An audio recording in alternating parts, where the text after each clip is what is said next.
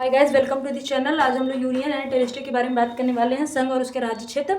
ये article 1 to 4 बताया गया है और ये पार्ट 1 है। और हम लोग बात करने वाले हैं आर्टिकल 1 के बारे में। आर्टिकल 1, इंडिया भारत राज्यों का एक संघ है। मतलब भारत जो है एक एक एक एक बोल सकते हो कि एक परिवार है, और परिवार में राज्य है, केंद्र शासित प्रदेश है, और जो उस क्षेत्र में शामिल हुए हैं, जो अलग स्टेट हैं जो हमारे भारत में शामिल हुए हैं, वो भी हमारे यूनियन में ही है।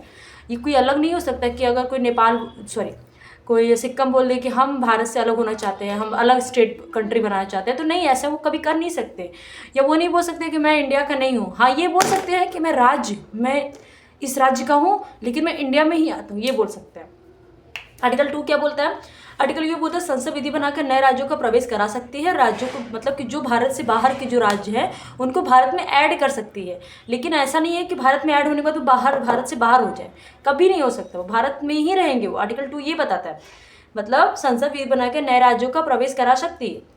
और आर्टिकल 3 क्या बोलता है? संसद विधि बनाकर भारत संघ के राज्यों को पुनर्गठन कर सकते हैं। मतलब कि भारत के क्षेत्र में सीमा में इतना एरिया रहेगा, ये इतनी क्षेत्र में ये इतने फैले होंगे, और जैसे कि यूपी से उत्तराखंड को अलग कर दिया गया, तो उस प्रकार से हम भारत में राज्यों को मतलब कि राज्यों का पुनर्गठन कर सकते हैं राज्यों के अंदर। और ये क्या है कि सेंट्रल में, मतलब कंट्री के बाहर वाले राज्य को इसमें ऐड करना। और ये क्या है कि भारत के जो राज्य है उसको ऐड करना। और इसमें क्या होता है, सीमावर्ती क्षेत्र भी आते हैं।